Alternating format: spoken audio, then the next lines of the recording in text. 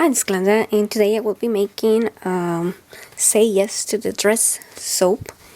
This is a show that I've been watching a lot lately. I don't know why, and it inspired me to make this embeds. Before making the soap, I'm going to make the embeds, and I'm going to show you one of the easiest versions of the dress that I made, and this is with soap dough. First, I start by shaping it like a pear by pressing on top and making the bottom larger. Then I keep flattening it, the bottom part, to make it look like a bell shape, like a dress. At first I used this tool to give it a texture that I thought would be similar to tulle. However, that didn't seem to be very obvious, so I'm going to use the stamps that you see in the background instead. Before using the stamps, I'm going to put some glitter on them. I'm using like a light or white color glitter, and then I just press the dress onto it and it gives it a nice texture. I'm going to do the same for the top, and I want this to have a sweetheart neckline, and I do that by just pressing on the top with a flat tool. I'm going to add a little bit more of glitter on the embossed part of the dress so that it resembles more like either lace or maybe like a texture fabric. This is almost the end of this. I'm just going to add some finishing touches like this scallop edge created with the handle of the brush, and then I think a finishing touch will be to do a belt. So I grab a little bit of the soap dough, put it on top, and the belt I'm going to color with Super Sparkles Enviro Glitter so that it looks like if it's made with rhinestones, which is something that they tend to do in the Say Yes to the Dress show. They add a finishing touch to the dress.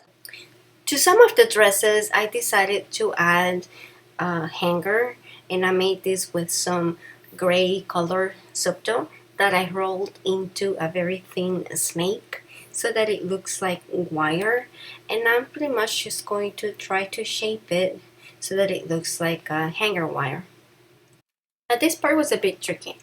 I used a chopstick to create the hook wire on top, and then I put it on my working surface, which on this case is just a chopping board, and I tried to slowly and carefully shape it into the wire hanger shape.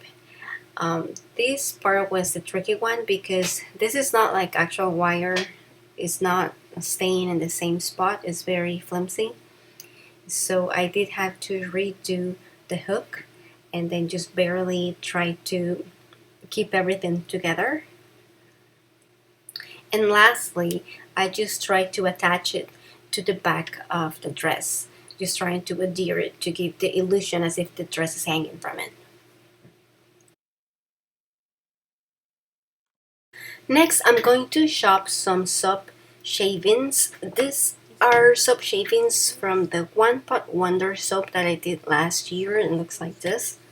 And I am sprinkling them with some white mica just to help them not stick together because I have kept them in a Ziploc bag, so they're still a little bit moist, and that can make shopping them difficult.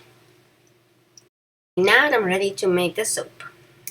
These are my melted and warm oils. There will be a link to the recipe below. For fragrance, I will be using red wine because I thought that wine is something that people drink at weddings. I mean, not only at weddings, but could be. This scent does have notes that are just like alcohol. I don't drink red wine, but this smells, it has that alcohol note to it. So it'll be interesting to see what it does. In the notes, it says no acceleration or discoloration. However, I did test this fragrance with my recipe, and with my recipe, it did cause some acceleration. That it caused the soap to become thicker, to reach trays quicker. So I'm gonna keep my design pretty simple. I will be doing some confetti soap inside, and I'm gonna color the rest of the soap with this mica, shimmering white clouds mica. The oils are at 97. And the light water solution is from temperature, which today is 75 Fahrenheit or 23 degrees Celsius. Because everything is just going to be the one color except for the confetti effect, I'm going to color the oils before I add the light water solution. I'm adding 1 teaspoon of the Shimmering White Clouds mica powder.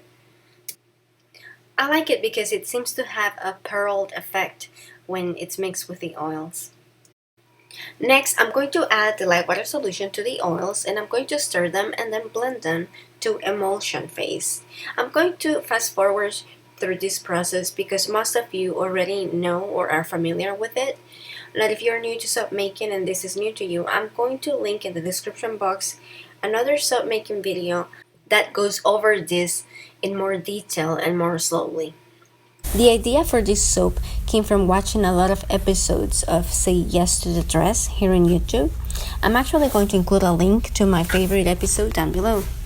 I find these videos very curious and sometimes funny, and perhaps I live vicariously through some of them since I did not have a shopping for the dress in-person experience when I got married.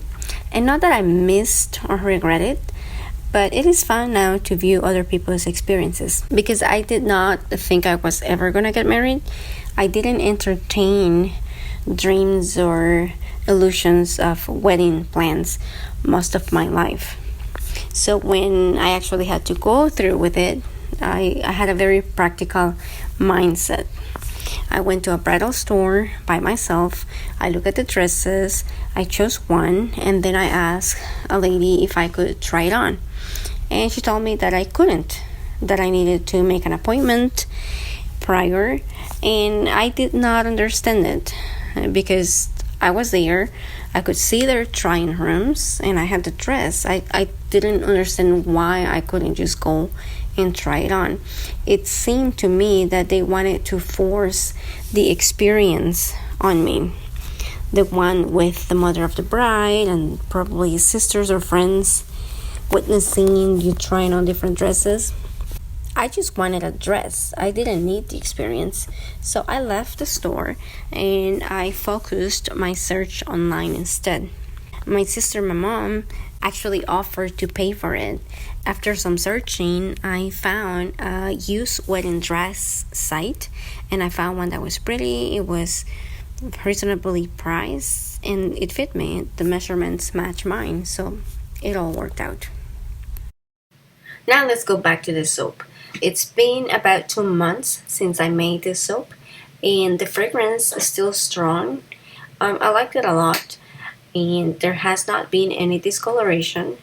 I did get some soda ash on the soap, but because it's on the top and it's white, it sort of goes with the theme, so I didn't steam it off.